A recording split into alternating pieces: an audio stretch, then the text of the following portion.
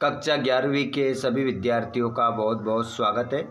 जैसा कि विद्यार्थियों आप सभी जानते हैं कि आप लोगों का जो हिंदी का पेपर रहेगा वो 14 मार्च को रहेगा।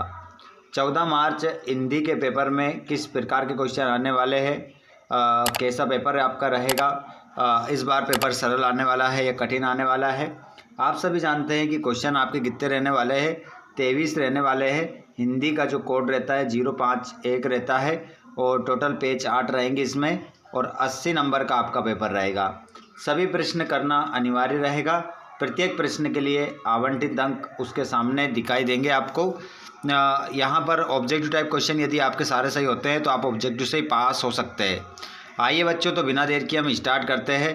क्वेश्चन क्रमांक पहले से, एक भी क्वेश्चन आपको छोड़ना नहीं है, सभी क्वेश्चन आपको लगाने अच्छे से। पूरा सॉल्यूशन यहाँ पर हम देखेंगे कक्षा 11वीं विषय हिंदी के पेपर का। चलिए बच्चों, तो क्वेश्चन क्रमांक पहले से हम स्टार्ट करते हैं।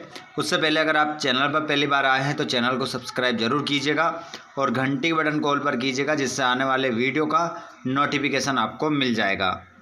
सही विकल्प चुनकर लिखना है। हिंदी साहित्य का स्वर्ण युग कहलाता है। तो हिंदी साहित्य का जो स्वर्ण युग कहलाता है, आदिकाल, भक्तिकाल, रीतिकाल, आधुनिक काल। तो यहाँ पर आपका करेक्ट आंसर हो जाएगा भक्ति काल। अपने हाथ में कॉपी और पेन उठा लें और इन क्वेश्चनों को नोट करते चलें। साथ में आप सभी स्टूडेंट जहाँ से भी इस क्लास को देख रहे हैं, आप सभी अपने दोस्तों को ज़रूर शेयर करें, उनको भी लाइव क्लास में ज़रूर जोड़ें। और आप चाहते हैं कि आपको अन्य सब्जेक्ट के वीडियो भी मिलते रहें तो चैनल को सब्सक्राइब करने के बाद घंटी बटन को ऑल पर कर लें, जिससे नोटिफिकेशन आपको मिलता रहेगा। दूसरा क्वेश्चन है, रमणीयार्तः प्रतिपादकः शब्दः काव्यम परिभाषा है। तो ये परिभाषा किसकी है? तो ये परिभाषा हो जाएगी आपकी आचार्य विश्वनाथ की। अगला क्वेश्चन है, आप देखेंगे पतेर पांचाली फिल्म की शूटिंग का काम कितने साल तक चला?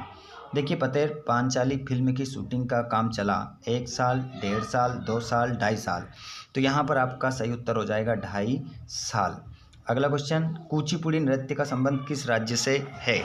तो कुचिपुड़ी नृत्य का जो संबंध है वो हो जाएगा आपका मणिपुर, केरल, कर्नाटक, आंध्र प्रदेश। तो सही आंसर हो जाएगा आंध्र प्रदेश। अगले क्वेश्चन को देखते हैं।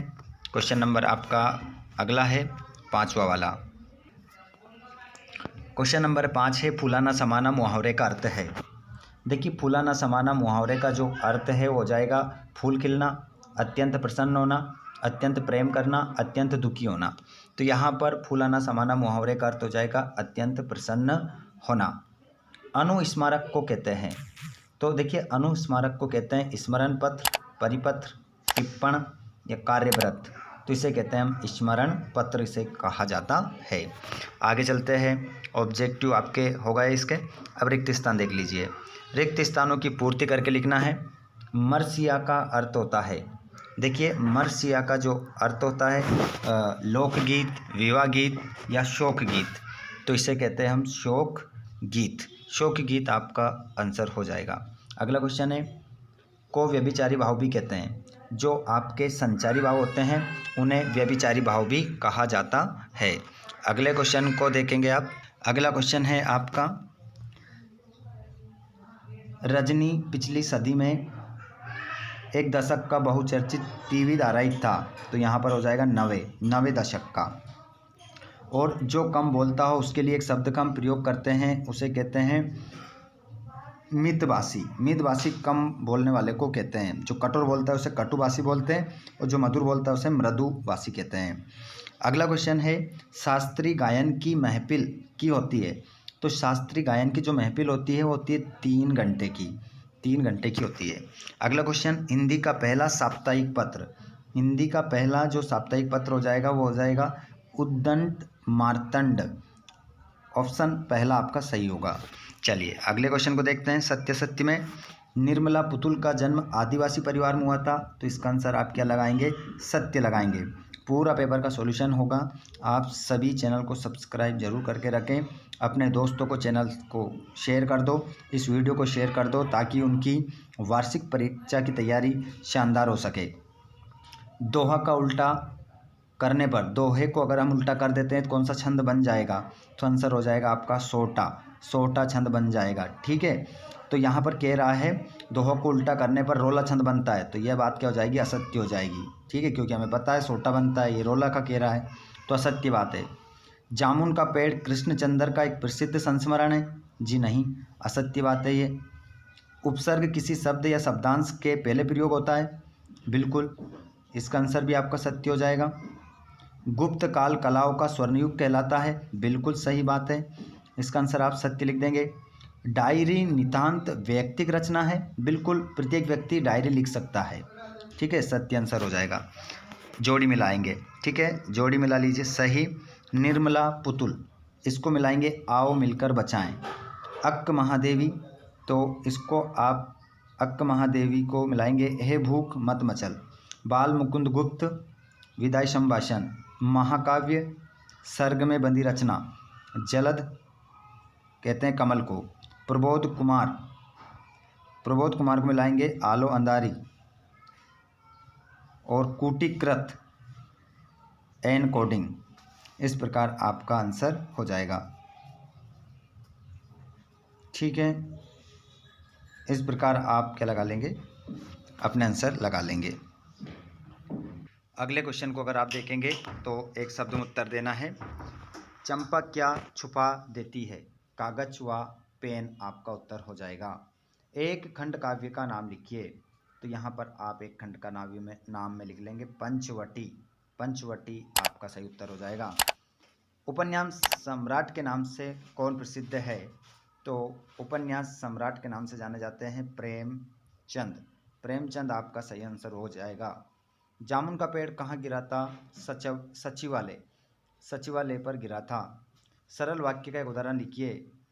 मोहन पानी पीता है, मोहन पानी पीता है, मोहन पानी पीता है आपका सही हो जाएगा। अगला क्वेश्चन है, कुमार गंधर्व का मूल नाम क्या था, शिवपुत्र, सिद्धराम, कोमकली। आंसर हो जाएगा। और भारत की पहली मुख्य फिल्म कौन सी थी, राजा हरिश्चंद्र। अब यहाँ पर आप देखेंगे स्टूडेंट्स, क्वेश्चन क्रमांक 6, प्रयोगवादी कविता की 2 विशेषताएं और उनके 2 कवियों के नाम लिखिए। छायावाद की 2 विशेषताएं, उनके कवियों के नाम लिखिए। और अगला क्वेश्चन है आपका, कवि पास ने सपनों के मर जाने को सबसे खतरनाक क्यों कहा है, और कलकत्ता पर वज्र गिरे चंपा ने ऐसा क्यों कहा है। क्वेश्चन देख लीजिएगा, आंसर भी बताऊंगा। सोटा छंद की परिभाषा उदाहरण सहित लिखना है। श्रृंगार रस की परिभाषा उदाहरण सहित लिखिए। वक्रोक्ति अलंकार की परिभाषा उदाहरण सहित। प्रबंध काव्य और मुक्तक काव्य में 2 अंतर। रेखाचित्र और संस्मरण में अंतर। और कहानी और उपन्यास में 2 अंतर। 2-2 नंबर को 3-3 नंबर का क्वेश्चन बता रहा हूँ।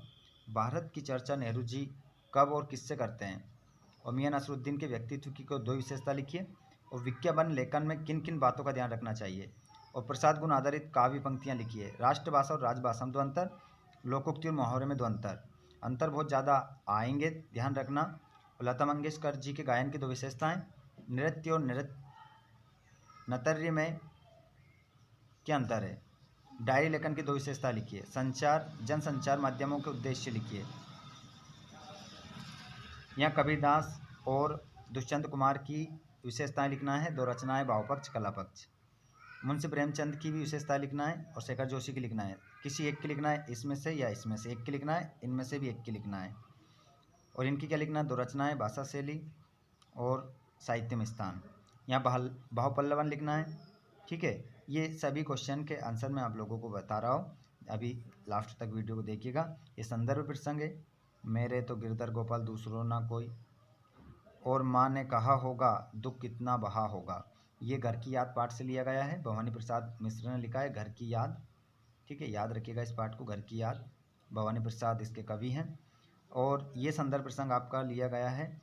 इस बार आपने अपना बिस्तरा गर्म राख पर रखा है और भारतवासियों को गर्म तवे पर नचाया है। आप स्वयं भी खुश ना हो सके और यहाँ की इसको लोगों के चित्त पर बड़ा ही दुख है। तो ये आपको बताना है मुझे कमेंट बॉक्स में कि ये जो पंक्तियाँ हैं किस पाठ की है और किसने लिखा है। जितने भी स्टूडेंट लाइव क्लास में जुड़ रहे हैं सभी को बताना है कि ये पंक्तियाँ किस पाठ से ली गई है, किसने लिखा है। ये पंक्तियाँ मैं बता देता हूँ। ये लिखी गई है पतेर पांचाली। ठीक है, तो मतलब अप्पू के साथ 2.5 साल। इस पाठ का नाम है अप्पू के साथ 2.5 साल, 2.5 साल। और इस पाठ के लेखक हैं सत्यजीत राय, सत्यजीत राय। ठीक है, ऊपर वाले का आप लोग सभी बताएंगे। आगे देखेंगे आप, तो यहाँ पर क्वेश्चन नंबर 22 में आपको विद्यालय के प्रचारक को निर्धन सहायता निधि से छात्रवृत्ति प्रदान करने हेतु आवेदन पत्र लिखना है। और यहाँ पर ये रहा आपका निबंध। अब देखिए, इन सभी प्रश्नों के उत्तर मैं आप लोगों को बताने जा रहा हूँ। इन सभी प्रश्नों के उत्तर जिसका आपसे नहीं बनता है, जिस प्रश्न का उत्तर आपसे नहीं बन पा रहा है, कमेंट बॉक्स में बता दो, तुरंत आंसर मैं आपको सेंड कर दूंगा। यह हमारे टेलीग्राम चैनल से आप जुड़ना चाहते हैं जिसकी लिंक डिस्क्रिप्शन में है, या टेलीग्राम पर जाकर आप सर्च कर सकते हैं फ्री संस्कृत कोचिंग क्लासेस लिख सकते हैं, वहाँ पर टेलीग्राम का नाम आ जाएगा, उसको ज्वाइन कर लेना। वहाँ पर इनके सभी आंसर आपको मिलेंगे। ठीक है, और अगर आप चाहते हैं कि नहीं हमें तो एक वीडियो ही चाहिए, एक अलग से वीडियो बनाऊँ आप तो मैं आपको 6 से लेकर 23 तक एक ज़बरदस्त वीडियो बना दूंगा इसी का, जिससे आपकी जो तैयारी है वो ज़बरदस्त हो जाएगी।